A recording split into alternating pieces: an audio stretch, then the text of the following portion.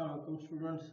आज हम second lecture start कर रहे हैं और हमारे टॉपिक्स जो हैं वो extended set operation, index family of set, countable and uncountable sets के बारे में है। तो हम first one extended set operations के बारे में अगर बात करें तो आप चेक करें कि अगर आपके पास कोई एक सेट है जिसके अंदर कलेक्शन जो है वो खुद सेट्स हैं। फॉर एग्जांपल ए को चेक करें, ए खुद एक सेट है और इसके अंदर सेट्स जो है वो भी सेट्स हैं।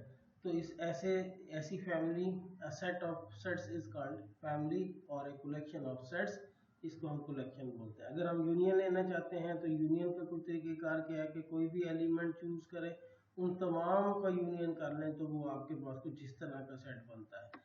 सिमिलरली अगर हम इंटरसेक्शन की बात करें तो इंटरसेक्शन क्या है कि जितने भी एलिमेंट हैं उस कलेक्शन में तमाम का इंटरसेक्शन लेना है। तो कोई भी एलिमेंट इसमें कब होगा, जिस वक्त सारे आप कोई भी एक एलिमेंट लें वो हर एक फैमिली के हर मेंबर में मौजूद हो।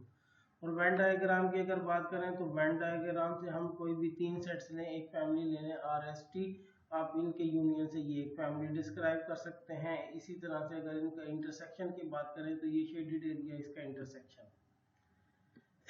इंडेक्स फैमिली क्या है, आप फर्ज कर लें कि डेल्टा कोई भी एक नॉन एम्प्टी सेट है। अगर डेल्टा के किसी हर एलिमेंट के अगेंस्ट आपको कोई एक सेट उस फैमिली में मौजूद मिलता है तो फैमिली को हम कुछ इस तरह से राइट करते हैं, A alpha alpha belonging to the delta is index family of sets. और डेल्टा जो है ये इंडेक्सिंग सेट कहलाता है, अल्फा जो है वो इसका इंडेक्स कहलाता है।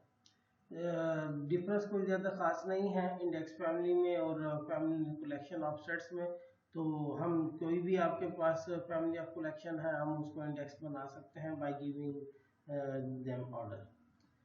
अब अगर हम फर्ज करें कि इंडेक्स फैमिली के ऊपर हमने यूनियन और इंटरसेक्शन लेना है तो आप चेक करें कि आप यूनियन और इंटरसेक्शन की टर्मिनोलॉजी सिर्फ चेंज होगी, बाकी काम वही का वही होगा। कोई भी फैमिली, इंडेक्स फैमिली जो है वो पेयर वाइज डिसजॉइंट कब होती है, जब आपके पास ये प्रॉपर्टी होल्ड करे कि A alpha equal to A beta होगा और ए अल्फा का इंटरसेक्शन ए बीटा के साथ हमेशा एम्प्टी होगा।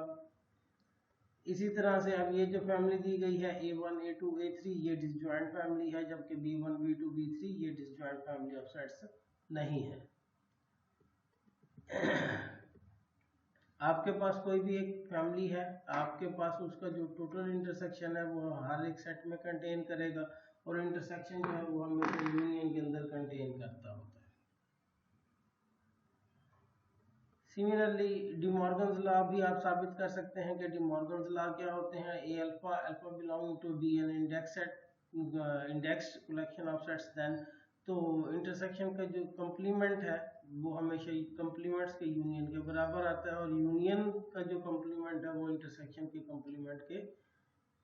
कंप्लीमेंट्स के इंटरसेक्शन के बराबर आता है। हम इनका प्रूफ भी दे सकते हैं, अगर हम इंडेक्स फैमिली में साबित कर रहे हैं तो हम कुछ इस तरह से इसका प्रूफ दे सकते हैं।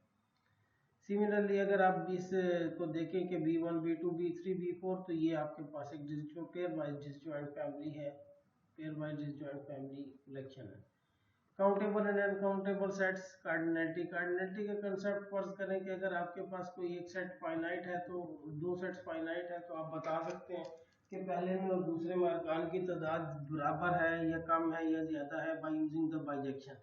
लेकिन अगर आपके पास कोई भी दो सेट इनफाइनाइट है तो आप कैसे कह सकते हैं कि दोनों में एलिमेंट बराबर होंगे, कम होंगे या ज्यादा होंगे।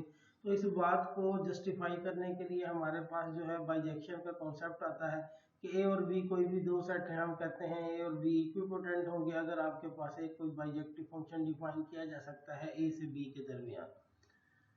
तो यहाँ से हमारे पास जो कार्डिनलिटी का कंसेप्ट है, कार्डिनलिटी हम कह सकते हैं कि कोई भी सेट अगर फाइनाइट है और कार्डिनलिटी उसकी n है, कब ऐसा होगा, अगर एक कोई बाइजेक्शन डिफाइन की जा सकती है a से in में तो हम कहते हैं कि a आपके पास एक फाइनाइट है। a इज काउंटेबली इनफाइनाइट अगर a से n में कोई एक बाइजेक्शन डिफाइन की जा सकती है, और इन द केस के अगर या तो ए फाइनाइट है या फिर काउंटेबली इनफाइनाइट है तो दोनों सूरत में ये काउंटेबल कहलाता है, अदरवाइज ए जो है वो अनकाउंटेबल सेट कहलाता है। आप एग्जांपल चेक करें कि z और n दोनों ही आपके पास जो है z is countable, z countable है। अब z को काउंटेबल साबित करने के लिए हमें एक बाइजेक्टिव फंक्शन चाहिए जो z से n में हो। तो आप चेक करें f of n is equal to n/2, अगर n इवन है और F of N is equal to minus into N minus one divide by two अगर एन ऑड है। आप चेक करें कि ये बाइजेक्टिव फंक्शन है, अगर ये बाइजेक्टिव फंक्शन है तो इसका मतलब क्या होगा, इसका मतलब ये कि z is countable, z countable है। सिमिलरली आप कह सकते हैं n cross n to n ये भी काउंटेबल है और इसका जो फंक्शन है वो आप ये डिफाइन कर सकते हैं।